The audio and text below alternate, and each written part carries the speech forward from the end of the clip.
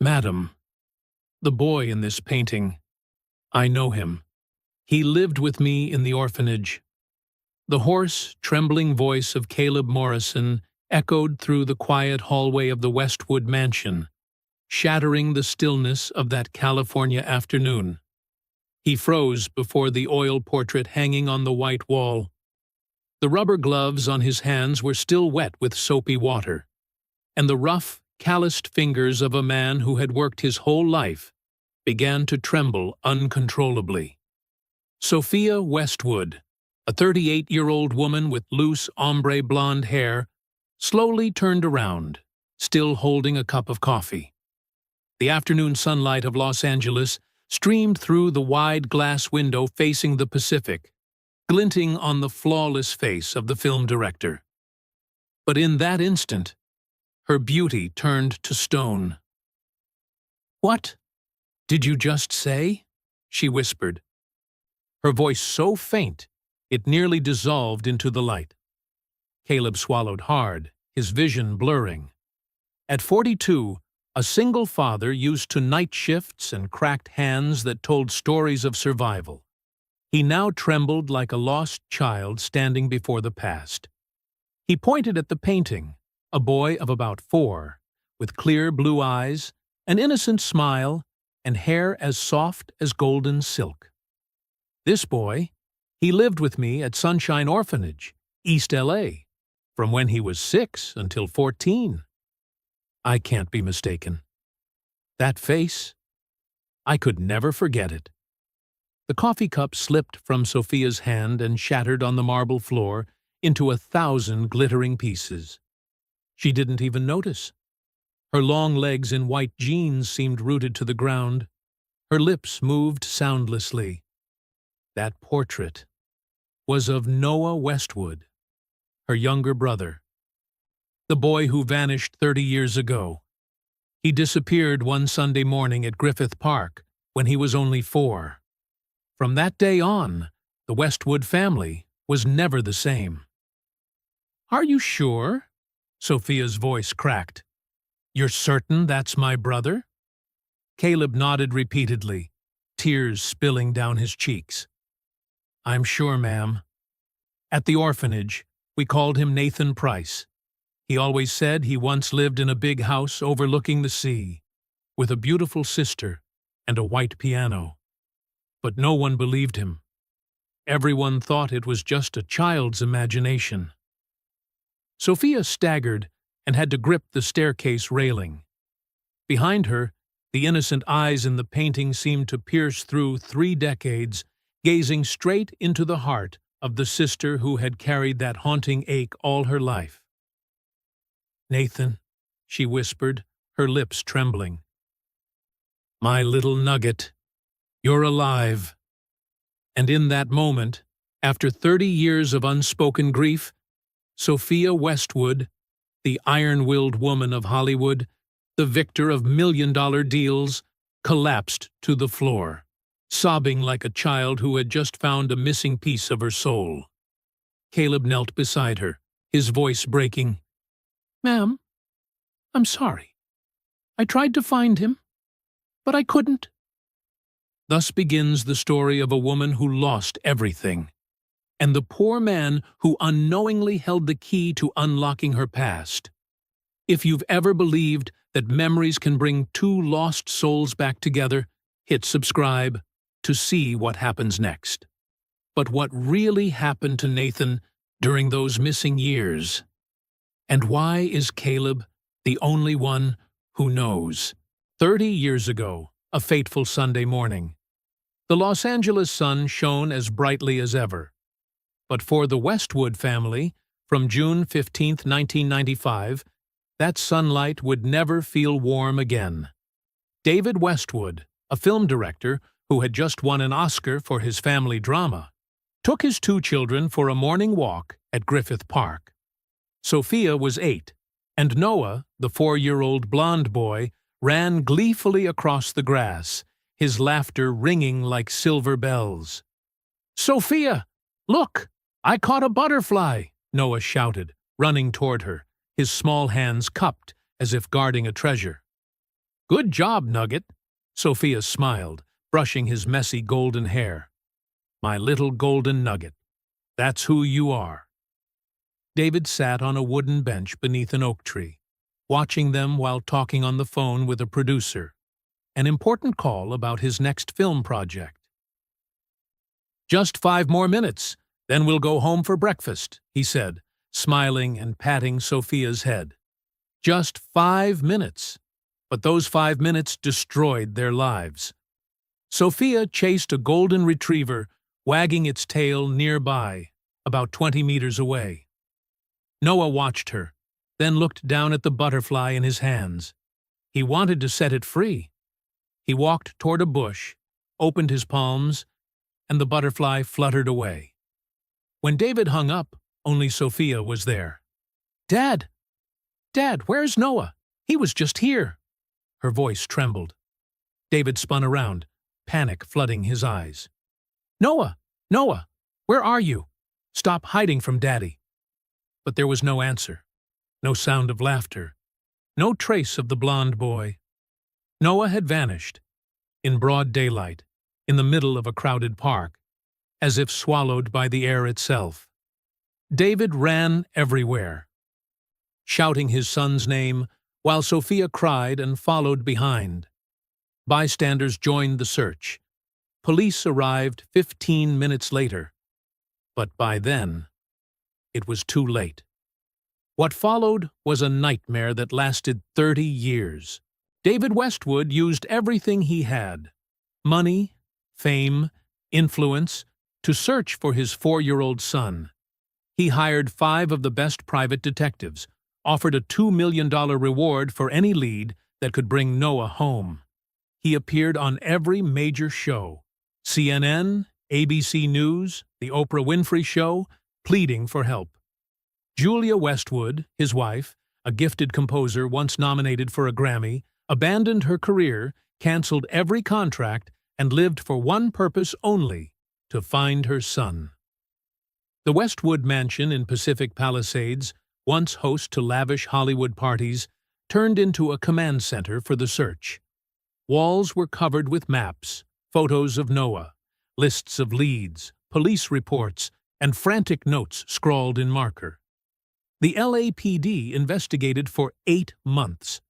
They combed every corner of the park, interviewed over 300 witnesses, and reviewed 12 surveillance cameras around the area. In one blurry video, a woman with brown hair and sunglasses was seen holding the hand of a boy in a blue shirt, matching Noah's, walking toward the west parking lot at 10:47 a.m. But the footage was too grainy, faces unclear, no license plate.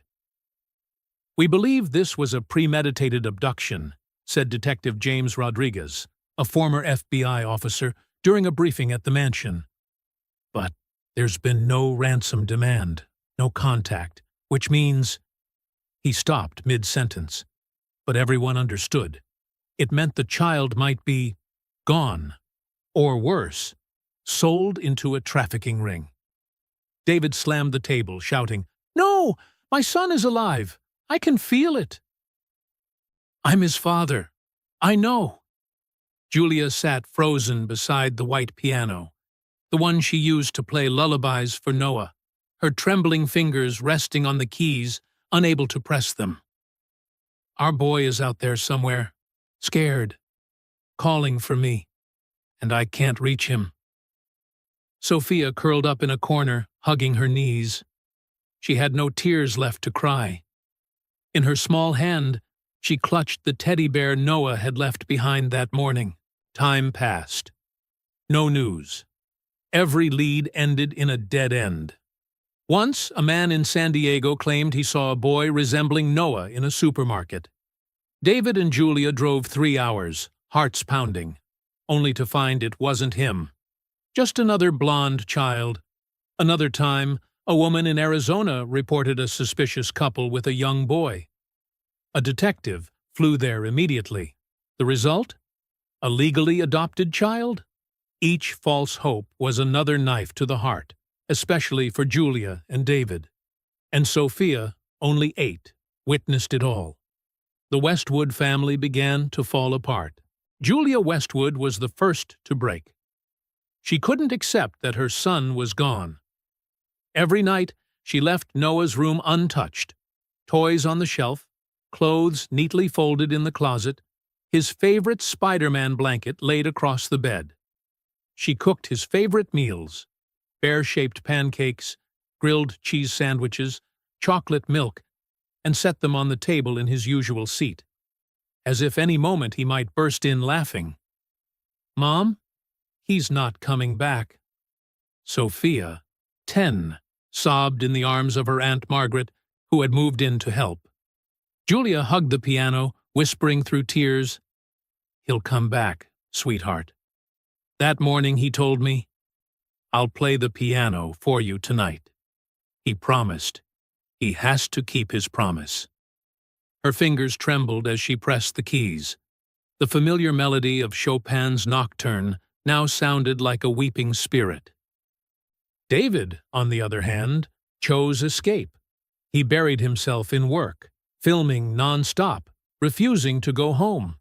When he did return, he saw Noah's shadow in every feature of Sophia's face. He began drinking, a bottle of whiskey every night. Sometimes, in drunken despair, he screamed, "Why? Why did I answer that call? Just 5 minutes." "Dad, do you still love me?"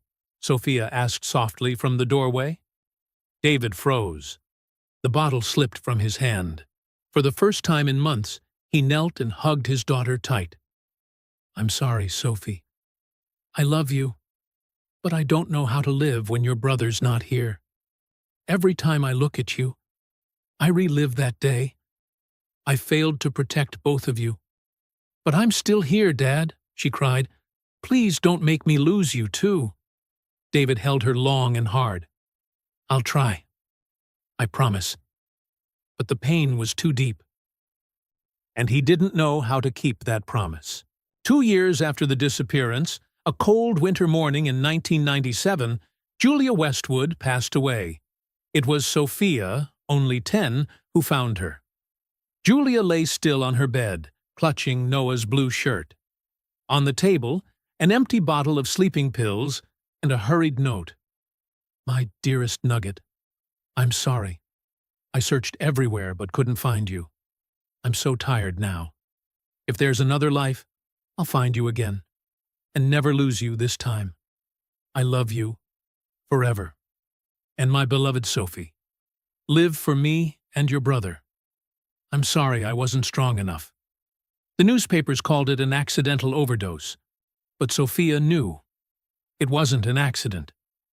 At the funeral, she stood still before the coffin, dry-eyed. She placed Noah's teddy bear into her mother's hands and whispered, "Take care of him for me, Mom. When I find him, I'll come bring you both home." In that small, shattered heart, a silent vow was born. "I'll find you, little brother, even if it takes my whole life." After Julia's death, David tried to survive for Sophia's sake, but the pain had consumed him. He drank more, relied on painkillers, and slowly lost himself. Studios stopped working with the unstable director. Money ran out, spent on investigations and therapy. When Sophia turned 11, David had to sell his car, then jewelry, and finally considered selling the mansion. "Dad, we don't need a big house. I just need you." But he shook his head. "If I sell this house, Noah won't find his way home." With Aunt Margaret's help, they managed to keep the house, but not him. 3 years later, on a rainy night along Mulholland Drive, David's car veered off a cliff. Police said he was drunk. Family believed he chose to end it. Inside the car, they found an old photo, the 4 of them together on Christmas 1994. The last complete family portrait. Sophia, 13, became an orphan. At her father's funeral, she whispered quietly to the coffin, "Dad, did you find him yet? If you did, tell him I'm still searching. I won't stop After all that, Sophia was adopted by Aunt Margaret Thornton, a successful Hollywood screenwriter. Margaret loved her like her own daughter, but no one could replace her parents. Sophia grew up in silence, strong to the point of frightening. She excelled in school, graduated at the top of her class, and earned a full scholarship to USC's School of Cinematic Arts. No parties, no dating, just study, work, and writing. Professors called her the most gifted and most solitary student they'd ever taught. After graduation, Sophia started at the very bottom of the film industry, a production assistant. She worked 16-hour days, no weekends. By 25, she was an independent producer. By 30, she founded Westwood Productions. By 38, she had become one of Hollywood's most powerful female directors, 3 box office hits, 1 Oscar nomination. But behind the spotlight lived a heart that had never healed. Sophia never married, never loved anyone long enough. "I can't love when a piece of my heart is still out there somewhere," she once told her best friend, Jessica. Every year, on June 15th, Sophia returned to Griffith Park, standing at the exact spot where her brother vanished. "Nugget, I'm still looking for you. If you're alive, give me a sign. Just one sign." She hired detectives annually, spending millions on missing child organizations. Whenever there was even the smallest lead, Mexico, Toronto, Chicago, she flew there herself. Everyone a dead end. 30 years, over 150 leads. Not a single result. The Westwood mansion now housed only Sophia. A dust-covered white piano and a portrait of 4-year-old Noah on the wall. Each night, she sat before that painting, glass of wine in hand, eyes lost in the past. "Do you still remember me, Nugget? Are you still alive?" And then, on one seemingly ordinary afternoon, a janitor walked into her life. And from that moment on, nothing would ever be the same again. Caleb Morrison was born in 1983 in the small town of Prescott, Arizona. His father, James Morrison, was a carpenter. His mother, Linda Morrison, was a preschool teacher. They weren't wealthy, but that home was always filled with love. Caleb remembers evenings when his father taught him to build his first wooden box, and mornings when his mother baked, the sweet scent of vanilla drifting through the kitchen. That happiness didn't last. In 1991, when Caleb was 8, his parents died in a car accident on the road back from Flagstaff. A truck lost control and hit them head-on. Both died at the scene. Caleb, at home with his grandmother, got the news over the phone. He still remembers his grandmother's choked sobs, the way his legs suddenly went weak, and how he couldn't breathe. His grandmother tried to take him in, but she was 75, had heart disease, and no longer had the strength. Caleb's uncle in Texas already had 4 children and couldn't take another. Arizona Social Services had to step in. A caseworker named Karen Phillips came to the house, spoke with his grandmother, then knelt in front of the boy. "Caleb, you're going to a new place. There will be lots of kids there. They'll take care of you." "I don't want to go. I want to stay with Grandma." His grandmother hugged him tightly, tears streaming down her face. "I'm sorry. I don't have the strength. But I'll come visit." She never could. 6 months later, she died of a heart attack. At 8 years old, Caleb became completely orphaned. In September 1991, Caleb was taken to the Sunshine Orphanage in East Los Angeles, California. Sunshine wasn't the worst, but it wasn't good. A 3-story, run-down building with peeling paint and a leaky roof. 80 children crammed into dorm rooms of 10 to 12 beds. The food kept you full but was bland. Stew, mashed potatoes, limp stir-fried vegetables. 6 staff members had to watch over 80 kids, all kind-hearted but exhausted. And the children there, each one a left-behind soul, carrying a private pain. 8-year-old Caleb was lonely, angry, and afraid. He knew his parents hadn't left him on purpose, but the pain remained. In the first months, he clutched his mother's sweater, the only item he was allowed to bring, and cried every night. Some kid mocked him. "Cry, baby! Orphan and still crying." An older boy named Derek grabbed the sweater and tossed it into the toilet. Caleb lunged to get it back, ended up with a black eye, but saved the sweater. Gradually, Caleb learned how to survive, stay silent when it hurt, stand up when bullied, and protect the younger kids. Because he knew what it felt like to be wounded. He had once dreamed of becoming an architect, drawing beautiful houses where people were always together. He drew very well. Teachers praised him. But in an orphanage, college dreams felt far away. No money, no sponsor. The only thing was the present, getting through each day, hoping for a miracle that someone would come to adopt him. No one came. Caleb grew up at Sunshine for 10 years, from 8 to 18. And in those 10 years, one little boy changed everything. In September 1997, when Caleb was 14, a new boy arrived. Nathan Price, 6 years old, small, with tousled blonde hair and blue eyes brimming with tears. Social worker Jennifer Lawson, 35, gray blazer, cool face, led him into the office and spoke with the orphanage manager, Margaret Ross, 55, gray-haired, kind but weary. "This is Nathan Price. His adoptive parents, the Andersons, died in an accident in Nevada last week. No relatives. Here's the birth certificate. He was born in 1991 in Las Vegas. The records are unclear, but they've been verified." Margaret looked at the boy, her eyes full of pity. In 20 years at the orphanage, she had met hundreds of children, but her heart still hurt, like the first time. "Hello, Nathan.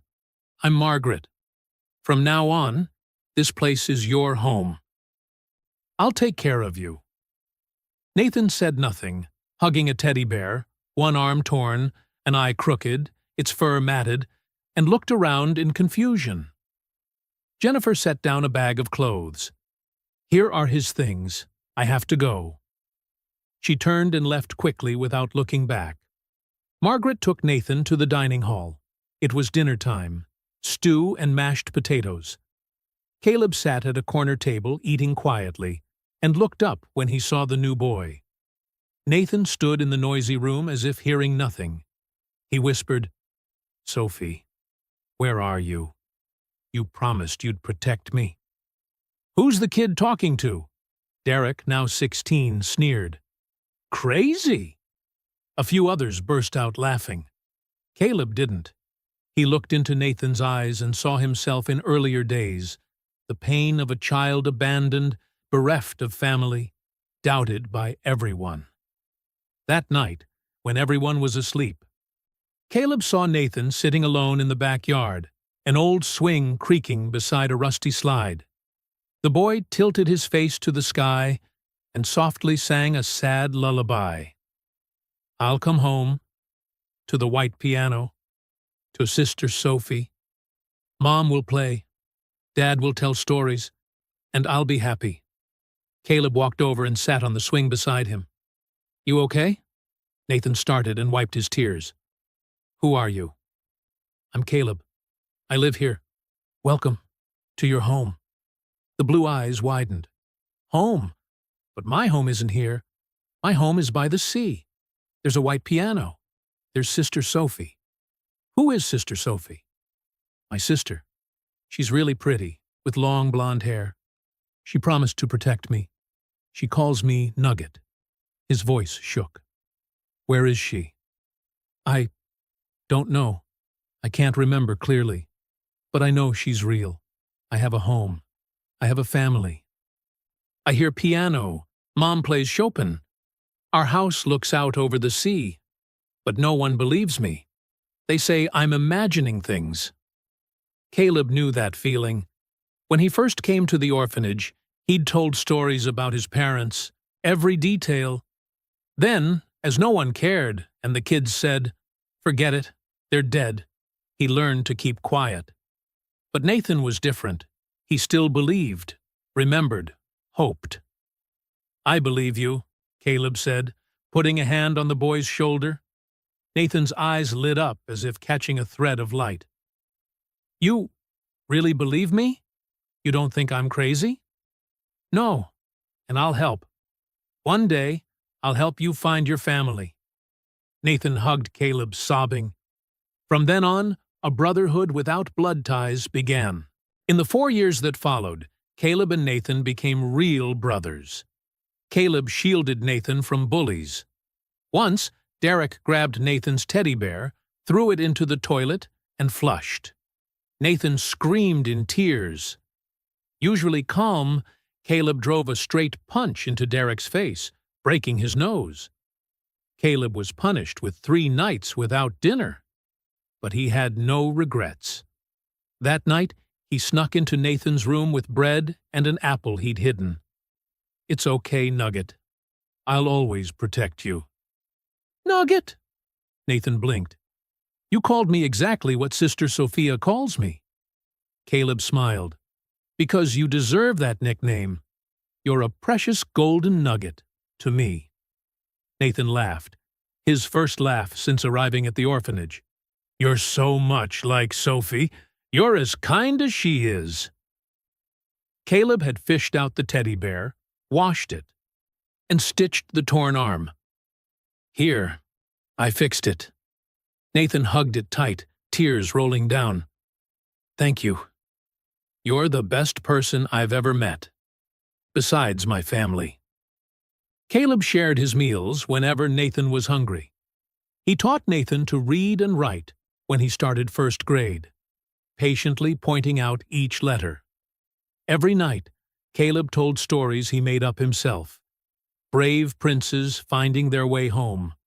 Most importantly, he always listened to Nathan's family stories, even when others called them delusions. "I have a house by the sea, blue waves, a very big white piano. My mom plays nocturnes. My dad makes films about families. My sister Sophie is 8, always holding my hand, singing to me, calling me Nugget." "Why don't you go home?" Caleb asked once. "I don't remember the way. I only remember my name is Noah. But now everyone calls me Nathan. I don't understand why. I remember warmth, the sound of the piano. Then a woman with sunglasses took me away. I don't remember her face. After that, I had adoptive parents, the Andersons. They were very kind. But then they died, and I ended up here." Nathan drew a lot. The house by the sea, the white piano, a long-haired woman at the keys, a little girl holding a boy's hand and looking out at the ocean. Caleb kept every drawing and taped them to the dorm wall. "You'll go home someday, Nugget. I believe it. When you do, you have to take me to see the real house. But now I have you. You're my family." Nathan hugged Caleb. "And you're my little brother. Always." In 2001, Nathan turned 10 and Caleb 18. Time to age out per California law. He got a construction job at a small company, $12 an hour. He rented a room in East LA for $400 a month. 1 bed, a hot plate, shared bathroom. Caleb had a plan. Save for 2 years, rent a 2-bedroom apartment. When Nathan turned 12, he would apply to foster and adopt him. On the day Caleb left, Nathan cried his heart out. "Don't leave me. You're the only one I have. I'm scared." Caleb knelt on the grass outside the orphanage and hugged the 10-year-old tight. His own tears fell. "I'm not leaving you, Nugget. I'll visit every week. Just 2 more years, and I'll bring you home. I promise. You'll have a real family." "Do you really promise? You're not lying?" "I promise. Cross my heart and hope to die." Caleb drew a cross on his chest, like his father used to when making an important promise. "I love you, Caleb." "I love you too, Nugget, more than anything." Caleb kept his word. He came every Sunday, rain or shine. He brought pizza, chocolate bars, orange juice, clothes when Nathan outgrew his, sketch pads and good-colored pencils, because he knew Nathan loved to draw. The two sat in the orphanage yard and talked about dreams. "What do you want to be when you grow up?" One spring afternoon in 2003, when Nathan was 12, Caleb asked, "I want to find Sophie, and I want to paint. I'll make paintings that make people remember home, family, what matters." "You will. You're talented. I believe you'll be a great artist. And in just 1 more year, you'll come live with me." Nathan beamed. "Don't forget your promise." "I won't. I'm saving every day. I'm working extra hours. I'll keep my word." Caleb worked 2 jobs, construction by day, building security by night, 14 hours a day. He skipped meals, didn't buy new clothes, every dollar saved, for a 2-bedroom apartment for Nathan. Then everything collapsed. In March 2005, when Nathan was 14, tragedy struck. The Sunshine Orphanage had a supervisor named Frank Miller, 42, big, rough, prone to drinking and yelling, even hitting kids. Nathan was afraid of him. One night, Nathan drew until 11. A large painting of the house by the sea, the piano, Sister Sophie. He forgot to turn off the dorm lights. Miller, doing rounds, saw it, and flew into a rage over wasting electricity. He dragged Nathan out of bed and slapped him hard in the face. "Useless! An artist, huh? You're a kid nobody wants. Family, piano, sister, all in your head." 8 years of pain and mockery boiled over. "I'm not useless. My family is real. Sophie is real. And Caleb is going to take me away." Miller grew even more enraged and beat him savagely, punching his stomach, kicking his ribs, slapping him over and over. Blood poured out. A rib likely cracked. Nathan tried to fight back, shoving Miller into a table. The man beat him harder. The kids were terrified into silence. Margaret wasn't there that night. Only Miller. And fear. At last, Miller stormed off, growling, "Get back to your room! Open your mouth to anyone and you're dead!" But Nathan didn't go back. That night, he stuffed a few clothes into a bag, grabbed his teddy bear and a stack of drawings, and climbed out through the bathroom window. A 14-year-old boy disappeared into the Los Angeles night. Sunday morning, Caleb arrived, as he did every week, with pizza and sketch pads. Margaret met him, eyes wet. "Caleb, Nathan ran away 3 days ago. We haven't found him. The police are investigating, but—" Caleb was stunned.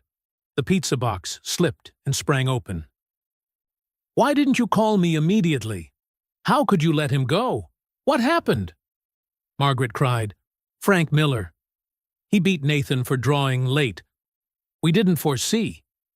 He said it was just a light punishment. When we checked, Nathan was gone." "Where is Frank Miller? I'll—" Caleb shouted, rage and tears surging. "He's been suspended. The police are investigating. But Caleb, we have to find Nathan first." Caleb didn't listen further. He ran out into the streets and tore through the city, parks, bus stations, underpasses, dark alleys, shouting hoarsely, "Nugget! Where are you? It's me! I'll protect you! Come out to me!" Not a trace. He reported it to the police. They were indifferent. Runaways are common. He'll come back when he's hungry, or he'll turn up. He's not a runaway. He's my little brother. He's 14. He was beaten. He could be starving, Caleb yelled at the station. We'll keep an eye out. We'll let you know if something comes up. Caleb searched for 6 months. He posted more than 2,000 flyers across the city. Nathan's photo, his phone number, the line, "Please help me find my brother." He asked every homeless person he met, paid them to watch for him. He quit his construction job to search full-time, keeping only the night security shift to survive. Every dollar of his savings, $8,000 meant for the apartment with Nathan, vanished. Printing flyers, hiring a private investigator for $2,000, useless, paying helpers to search. No results. Nathan had been swallowed by the vast city of Los Angeles. Caleb carried a gnawing guilt. I promised to protect him. Only 6 more months, and I was too slow. I broke my promise. I lost him. Every night he woke from nightmares, Nathan calling for help in the dark. Caleb, you promised. While he ran and ran, but could never reach him. On the streets, he saw Nathan in the faces of every street kid, and up close, it wasn't him. He put Nathan's drawings into the wooden box his father had once made. He couldn't bring himself to open it because it hurt too much. But on the loneliest nights, he did open it, looked at each line, the piano, the seaside house, the long-haired girl holding the boy's hand, and whispered, "Nugget, where are you? I'm sorry. I should have been stronger, faster." In 2006, Caleb went back to working pool and garden maintenance. He had to live. He kept searching, but hope faded by the day. Time passed. In 2011, 28-year-old Caleb met Michelle, a fun-loving bartender. They fell in love quickly, passionately, and without much thought. A year later, Michelle was pregnant. "I'm not sure I'm ready to be a mother, Caleb," Michelle said, eyes full of worry. "I'll be here with you. We can do this," Caleb said, holding her hand, a sincere promise from a man who had endured too much pain and loss. In 2012, Mia Morrison was born on a March morning, weighing 2.8 kilograms, her cry ringing out. Caleb held his tiny daughter in his arms, tears streaming. "She's as beautiful as an angel." But Michelle didn't think so. She crashed after giving birth, unable to handle the pressure of motherhood, the nightly crying, the unending demands. "I can't, Caleb. I can't do this. I'm too young. I need to live." 6 months after Mia was born, Caleb woke one morning to an empty home. Michelle was gone, no explanation, just a note. "I'm sorry. I'm not strong enough. She'll be happier with you." And Caleb Morrison, with no degree and little money, became a single father. He poured all the love he had meant to give Nathan into raising Mia. Maintenance by day, security by night, whatever it took, so his daughter lacked nothing. Each night when Mia slept, he opened the wooden box, looked at Nathan's drawings and whispered, "Please be alive. Please have found a family. Don't resent me." In 2025, Caleb was 42, Mia 13. He landed a maintenance job at the Westwood Mansion in Pacific Palisades, stable work at $25 an hour, enough to provide for his child. One October afternoon, while wiping windows along the second-floor hallway, Caleb looked up and saw the portrait hanging on the wall. Nathan's face, Nathan's blue eyes, Nathan's smile. "Ma'am, the boy in this painting. I know him." And the story, after 30 years, finally began to open. After that fateful moment, Sophia Westwood was still sitting on the cold marble floor, tears streaming without end.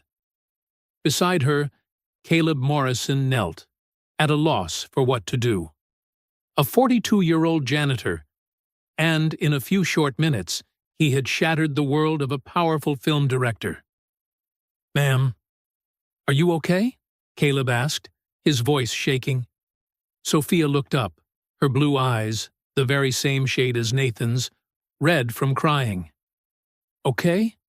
You just told me that my brother, the boy I've been searching for over 30 years, lived in an orphanage barely 20 miles from here. And you're asking if I'm okay?" Caleb lowered his head. "I'm sorry.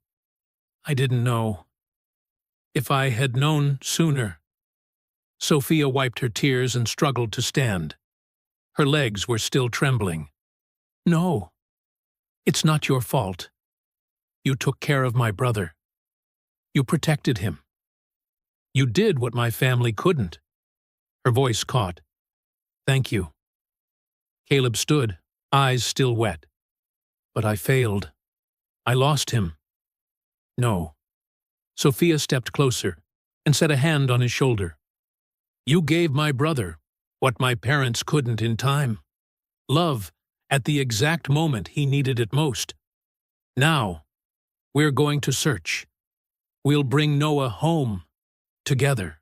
Sophia led Caleb into the living room, a vast, high-ceilinged space with floor-to-ceiling glass looking straight out over the Pacific. The white grand piano, the one Nathan always mentioned, sat by the window under a thin layer of dust. No one had touched it since Julia died. "Please sit, Caleb. We need to talk. About everything." Sophia poured 2 glasses of water, her hand still faintly shaking. Caleb sat on the white sofa. Perhaps the first time he'd ever sat on something that expensive. He felt out of place, but Sophia's earnest gaze steadied him. "Tell me from the beginning. Every detail, please." And Caleb told her. From the day 6-year-old Nathan was brought to the Sunshine Orphanage, how the boy spoke of Sister Sophie, of a white piano, of a house overlooking the sea. How the drawings appeared every day, a family blurred by memory but never gone. How at night Nathan softly hummed the Chopin nocturne his mother used to play. How he was mocked for imagining things. How Caleb shielded him, and how they became brothers. "He always talked about you," Caleb said, his voice unsteady. "He said you were very beautiful, with long blonde hair, always protecting him. You called him Nugget. Even when everyone said he was delusional, he kept believing you'd find him one day." Sophia burst into tears. "Nugget? Dear God, that's my brother. It's definitely him. I called him Nugget. I promised I would always protect him. But I failed." "No, you didn't. You were 8. You were a child." "But I promised." Sophia covered her face and sobbed. When they had both calmed, Sophia asked, "You said Nathan ran away from the orphanage at 14. What then? Did you have any leads?" Caleb shook his head, tears rising again. "I searched for 6 months, posted flyers, asked everywhere, but there was no trace. He vanished as if he had never existed." Sophia stood and opened a large wooden cabinet, pulling out a thick file. "This is everything I have on my brother. 30 years of investigation. Over 150 leads, all dead ends. But now, I have you. I have new information. We are going to find my brother." She opened the file. Hundreds of pages, police reports, photos, maps, witness lists. In the middle lay an old sheet, a child's pencil drawing, a house, a piano, 2 people holding hands. Beneath it, a scrawled line. "I am Noah." "Wait." Caleb stared at the drawing.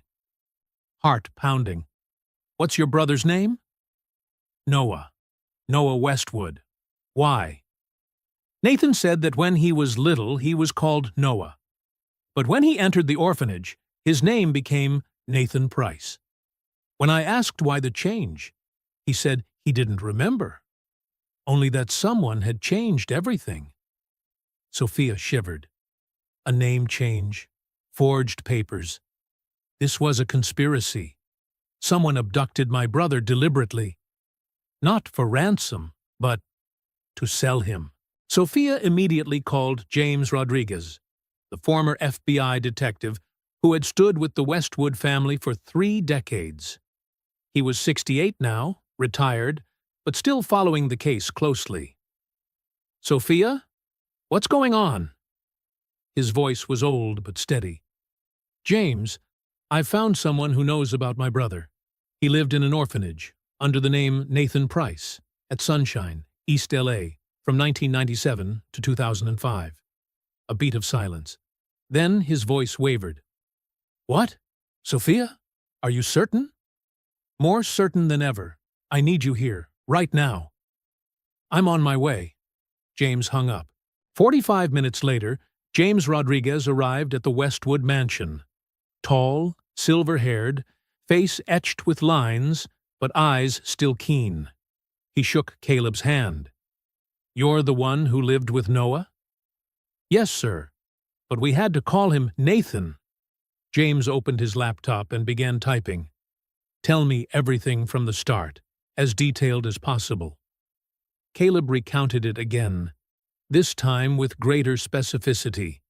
The day Nathan entered the orphanage, the woman who brought him, Jennifer Lawson, the fake birth certificate listing Nevada, the adoptive Anderson's fatal accident. James typed quickly. "Jennifer Lawson. I remember that name. She was a social worker in L.A. in the 1990s. There were many questionable reports, children removed, messy files. But we were never able to charge her." "You think she was involved?" Sophia asked. "Highly likely. If she brought Noah, under an alias, into the orphanage with forged documents, she was certainly a link in the chain." James flipped through old files.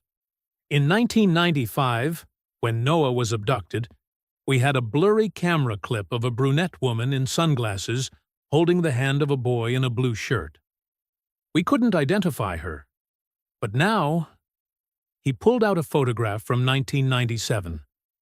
Jennifer Lawson at a social services conference. Brown hair, a build nearly matching the woman in the video. "It's her," James concluded. "I believe so. We need to find her," Sophia said.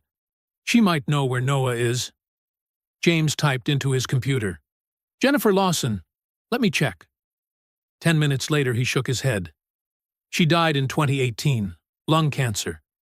But she has a daughter, Rebecca Lawson, 40 years old, lives in Santa Monica." "We need to speak to her," Sophia said, "but we have to be cautious. If she knows what her mother did, she might refuse to cooperate. Or worse, alert others in the network." Sophia stood. "I don't care. I'm going to see her. Right now." "Sophia, wait. We need a plan." 30 years, James. I've waited 30 years. I can't wait another second." That afternoon, Sophia, Caleb, and James drove to Santa Monica, to a small apartment near the beach. Rebecca Lawson opened the door, a 40-year-old woman with brown hair and a weary face. Seeing them, she flinched. "Who are you?" "I'm Sophia Westwood. This is Detective James Rodriguez and Caleb Morrison. We want to ask about your mother, Jennifer Lawson." Rebecca turned pale. My mother is dead. What do you want?" "We want to know about a boy named Noah Westwood. Your mother abducted him in 1995, and we believe you know something." Rebecca stepped back, trembling. I don't know."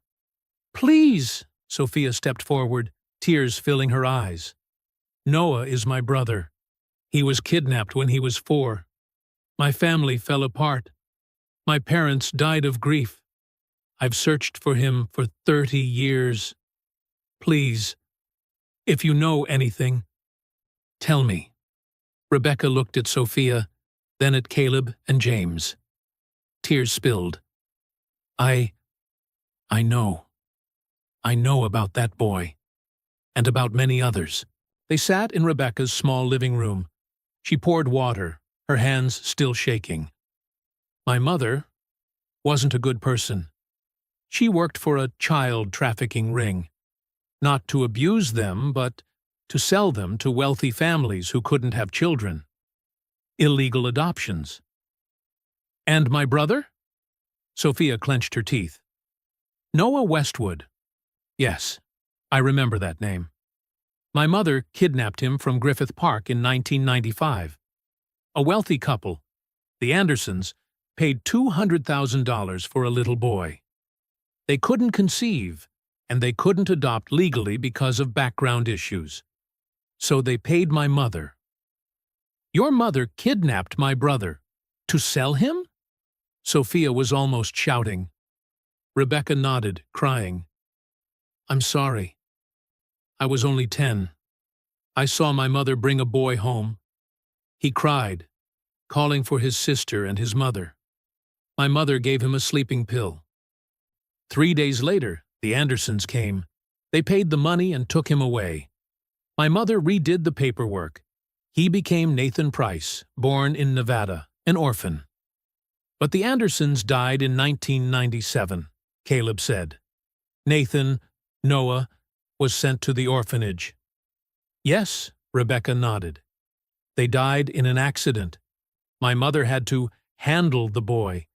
She couldn't let him tell the truth, so she placed him in the orphanage with forged documents, hoping time would erase his memories.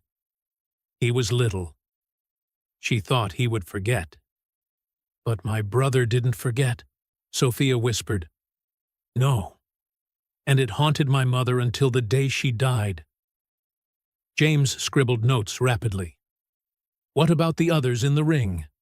Rebecca opened a drawer and took out an old notebook. Before she died, my mother gave me this. She said if anyone ever came looking, I should give it to them. She regretted it, but she was too afraid to confess. Inside was a list, names, addresses, amounts. More than 30 children abducted and sold from 1990 to 2010. One dedicated page, Noah Westwood, Nathan Price, 6/1995. Abducted, Griffith Park. Sold to Anderson, Nevada, $200,000. A note underneath, ran from Sunshine, 3/2005. Whereabouts unknown, possibly deceased. Sophia clutched the notebook, her whole body trembling. No, my brother isn't dead. He's alive. He has to be. Rebecca laid a hand over Sophia's. I'm sorry. I don't know how to make amends. You can help me find my brother, Sophia said, meeting her gaze. That's how you make it right. After meeting Rebecca, Sophia immediately hired a professional team of 5 private investigators led by James Rodriguez. The timeline was pulled back to 2005, the year Nathan disappeared from the orphanage. Where would a 14-year-old boy go after running away from a home? James opened the briefing right there at the Westwood mansion. Around the table sat Sophia, Caleb, and the 4 other detectives. He'll be scared, Caleb answered. He'd just been beaten. His trust in adults almost gone. He'll hide in places where no one pays attention to a stray kid. Underpasses, parks, poor neighborhoods. Detective Maria Santos nodded. We need to sweep hospital records, shelters, even police reports. The search began. 3 weeks later, a thin streak of light flashed through the thick night. Maria traced a record at County USC Medical Center. In August 2005, a teenage boy around 14-15 was brought into the ER. No ID, body covered in injuries, cracked ribs, malnutrition, infection. When asked his name, he only said N, then fell silent. After 2 weeks of treatment, he vanished before the hospital could contact social services. It could be him, Caleb said, heart pounding. They went to the hospital to meet the physician who treated him, Dr. Helen Martinez, now 65 and nearing retirement. Yes, I remember that boy. She pushed up her glasses, her voice softening. He spoke little, very closed off, but he drew, on chart paper, on napkins, a house, a piano. I asked if that was his home, and he just nodded and cried. Sophia gently squeezed her hand. Did he mention any family? He did. He said, I have to find Sister Sophie. She's waiting for me.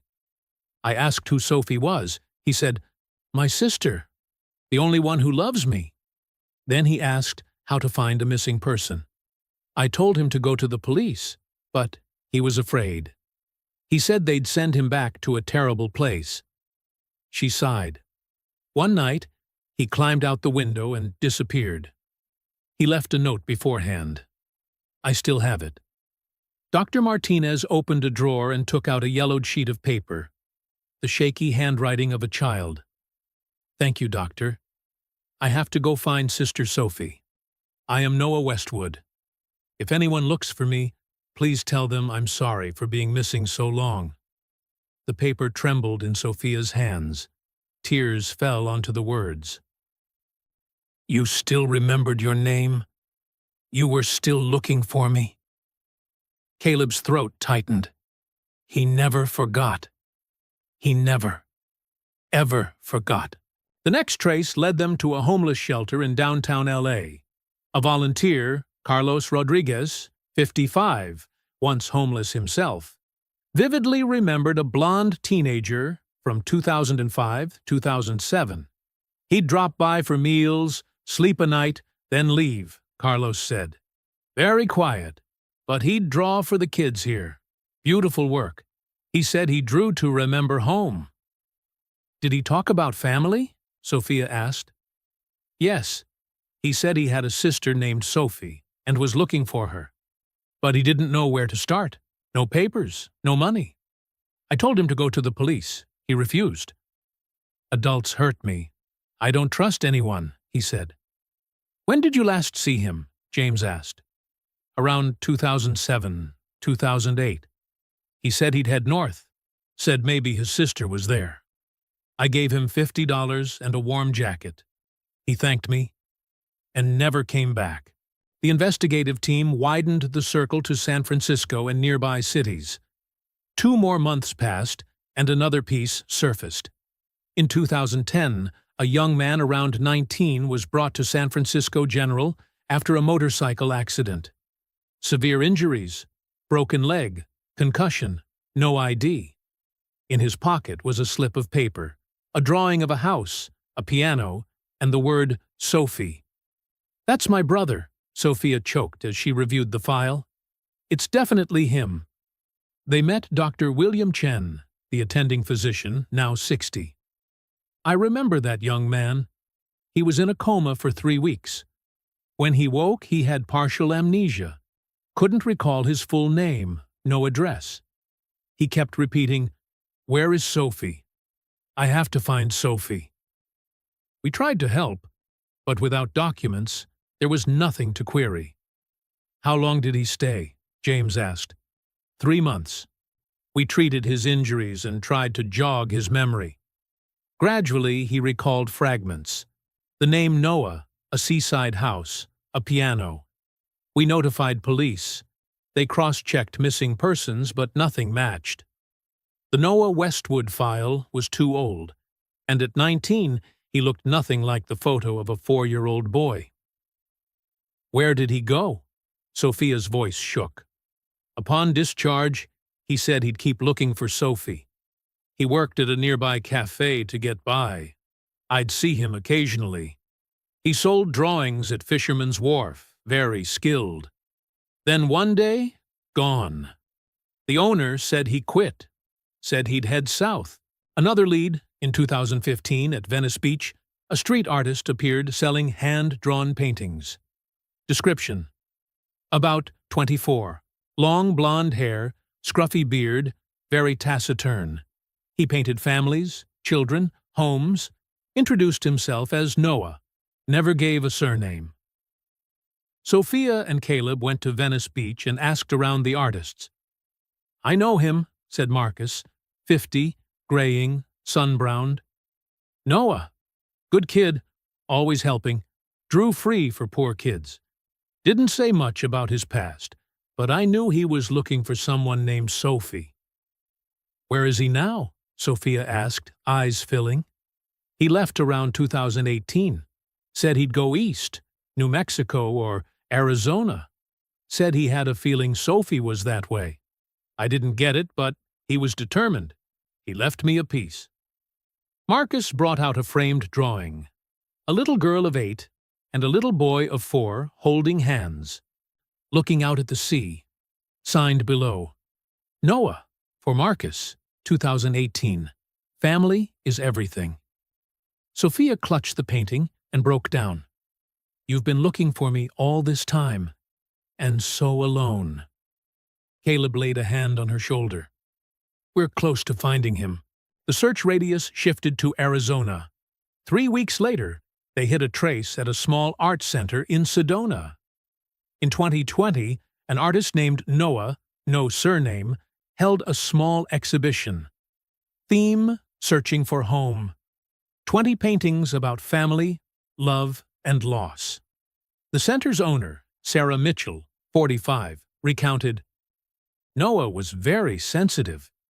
He said he'd been separated from his family as a child, that he painted to remember them, and hoped one day they'd see his work and recognize him. Is he still here? Sophia asked, her voice trembling. No. He left in 2022, said he'd return to California. He said he had a dream. His sister was looking for him. He had to go back. He left an email address. Let me check. Sarah opened her computer. Here it is. noahfindinghomeeggmail.com. I sent a few messages, but after 2023 there was no reply. James wrote down the email. We'll trace it. With a tech specialist's help, they tracked it.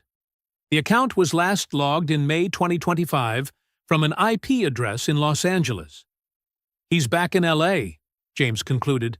He's here, right now. The IP led to a small internet cafe in Echo Park. The owner, a young man named David, recognized a long-haired blond man, about 34, who often used the computers. What did he do online? Sophia asked. Searching, David replied, typing Sophia Westwood, Noah Westwood missing, and looking up missing child cases. He looked so sad. I asked if he needed help. He just shook his head. Has he been in lately? No. Last time was in June. He said he'd go to places my sister might see my paintings. I didn't quite get it. Sophia pondered. Places with exhibitions, farmers' markets, public spaces. James nodded. Exactly. We need to canvass art fairs, street exhibits, anywhere artists sell. They fanned out across Los Angeles. Markets, art fairs, street corner galleries. 2 weeks with no results, and despair crept into the corners of Sophia's eyes. Where are you? Where are you? She sat on the sand at Venice, eyes on the ocean. Caleb sat beside her, exhausted but steady. We'll find him. I promise. 30 years, Caleb. 30 years I've searched. Now I know he's alive, know he's somewhere near. And I still haven't seen him. Don't give up. Nugget is looking for you, and you're looking for him. You two will meet. I believe it. One weekend in November 2025, Sophia's phone rang. Jessica, her best friend. Sophie, I just saw a man selling paintings at the Hollywood Farmers Market. His paintings are of a white piano and a house by the sea, exactly like you described. I think it might be Noah. Sophia shot to her feet, heart thundering. Are you still there? I'm standing right here. I won't take my eyes off him. Keep him there. I'm on my way. Sophia sped through the streets of Los Angeles, her heart pounding as if it would burst out of her chest. Caleb sat in the passenger seat, his hand gripping the door handle. Easy. We're very close. Don't let anything happen now, he said, his voice tight with restraint. That's my brother, Caleb. After 30 years, that's my brother. Sophia's voice broke. 20 minutes later, they reached the Hollywood Farmers Market, a bustling fairground with hundreds of stalls, people packed shoulder to shoulder, the smell of food mingling with lively street music. Jessica waited at the gate, waving, "Sophie, he's still there. Third row on the left, near the flower stand." Sophia ran after Jessica, Caleb close behind. Her heartbeat hammered so hard she could barely breathe. And then she saw him. He sat on a small wooden stool, a tarp behind him crowded with paintings. About 34, shoulder-length blonde hair, a bit of stubble, sun-browned skin, a worn white t-shirt, jeans, old sneakers. In front of him was a sign. Noah, street artist, hand-drawn, $20 to $50. He was sketching a little girl of about 5, his pencil strokes gentle and precise. The girl's mother stood beside them, smiling. But what froze Sophia were the paintings behind him. Everywhere, a house by the sea, a white piano, a girl holding a little boy's hand. Each piece overflowed with love, longing, and hope. "My little one," Sophia whispered, tears spilling over. Caleb stood beside her, trembling too. "That's Nugget. It has to be Nugget." The man handed the sketch to the little girl. "Here you go. You're very pretty." His voice was warm and soft. "Thank you, mister," the girl squealed, and her mother paid and led her away. He stood and stretched, turned back to arrange his paintings, then froze. He felt someone's gaze on him. He turned, and he saw her. A 38-year-old woman with ombre blonde hair and blue eyes brimming with tears, standing about 5 meters away. Beside her was a tall man whose eyes were also wet. Time seemed to stop. Noah looked into the woman's eyes, blue, just like his. A face so familiar it felt strange, as if he'd seen it all his life in dreams and scattered fragments of memory. "Do you want to buy a painting?" His voice was gentle. Sophia took step after trembling step. "Noah. Nugget. Is that you?" Noah edged back half a step, confused. You know my name? Who are you?" "You are Noah Westwood. You were kidnapped on June 15th, 1995, at Griffith Park when you were 4. You have an older sister named Sophia. I call you Nugget. Mom played Chopin nocturnes. Dad was a director. Our house looks out over the sea, with a white piano. And I am Sophia. I've been looking for you for 30 years. Noah stood motionless. Tears burst forth. In his mind, flashes. A little girl holding his hand, the sound of a piano, the smell of the ocean, warm sunlight. Sophie, he choked up. I've been looking for you. My whole life. And I've been looking for you. My whole life." Sophia threw her arms around Noah. He hugged her back, sobbing. "This isn't a dream, is it?" "No, sweetheart. This is real." "My Nugget? You're home." They held each other in the middle of the crowded market. Passers-by stopped, not understanding, but seeing love. They saw two people who had been lost for far too long finally find each other. Caleb stood a few steps away, hesitant to intrude. He simply watched, crying, seeing the boy he had loved like a brother, now a grown man. Noah slipped from his sister's embrace and spotted Caleb. He startled. "Caleb?" Caleb nodded, tears streaming. "Nugget, I looked for you. I'm sorry I lost you." Noah let go of Sophia and rushed to hug Caleb tightly. "You still remembered me. You still looked for me. I never forgot. Not for a single day," Caleb said, weeping like a child. "I promised I'd protect you and I—" "No." Noah shook his head, meeting his eyes. "You gave me love when I needed it most. You taught me to hope. You're the best brother I could have had. And you helped Sophie find me. You didn't fail. You're my hero." The three of them stood there, holding one another. 30 years of brokenness, mended in a moment. That afternoon, Sophia brought Noah back to the Westwood mansion. Caleb came too. He belonged to this story. Noah stepped into the house, his eyes roaming, strange yet familiar. "I used to live here?" "That's right, sweetheart. This is our home," Sophia said, guiding him into the living room. Noah saw the white piano. He stepped over and laid his hand on the keys. Fingers accustomed to brushes touched the instrument, and memories burst open. He remembered. Mom sitting here playing Chopin. Dad standing by with a smile, Sophia holding his hand and softly singing. "Mom, Dad, where are they, Sophie?" His voice trembled. Sophia put her arms around him, tears falling again. "They are gone, love. The pain of losing you was too great. But I believe, wherever they are, they're looking down and smiling because we're together again." Noah sank to his knees before the piano and broke down. "I'm sorry. I tried to find my way home, but I couldn't remember." "It was never your fault." Sophia knelt and embraced him. "You were a victim, and now you're home. I will never let you go again." Caleb stood in the doorway, looking at the siblings, his heart full. Joy for Nugget having his family back.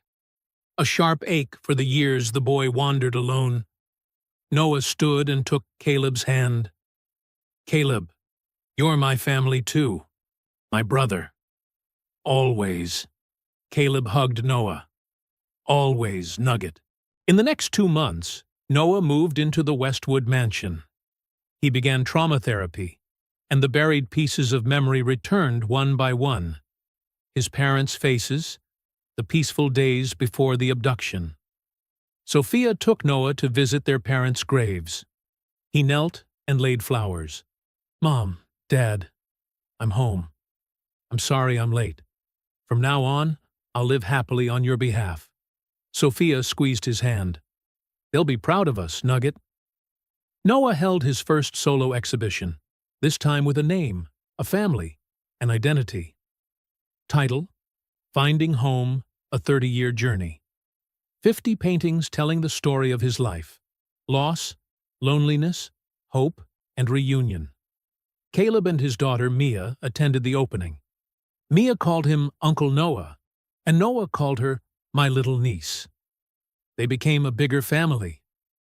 Sophia founded the Finding Nugget Fund to support families with missing loved ones. Resources, financing, a professional detective team. In the first year alone, the fund helped 12 families reunite. Noah became an ambassador for organizations combating child trafficking. He told his story not to garner pity, but to offer hope. "If I could find my sister after 30 years, you can find your loved one too. Don't give up." One summer evening in 2026, the whole family gathered at the Westwood mansion. Sophia, Noah, Caleb, Mia, Aunt Margaret, Detective James, and a few close friends. Noah sat at the white piano. For the first time in 30 years, he played. Sophia had hired a teacher, and he improved quickly, as if music had always slept within him. He played a Chopin nocturne. The melody, tender, sorrowful, and beautiful, filled the room. Sophia sat beside him, her hand on his shoulder. Tears fell, but this time they were tears of joy. When the final note landed, Noah turned and smiled. "Sophie, I'm home. And I will never let you go again, Nugget." Caleb stood by, his arm around Mia, looking at the boy he once knew, now a whole man. Loved. He whispered, "I kept the last promise, Nugget. I helped you come home." This story is not just a journey to find a missing loved one. It is love that doesn't give up, hope that lives in the darkest days, a promise, even after 30 years, that can still be kept. Sophia Westwood searched for her brother for 3 decades and did not surrender. Caleb Morrison helped a boy not related by blood and devoted a lifetime to finding him. And Noah Westwood, though kidnapped, nameless, wandering for 20 years, never forgot the sister who promised to protect him. If you are searching for someone you love, don't give up.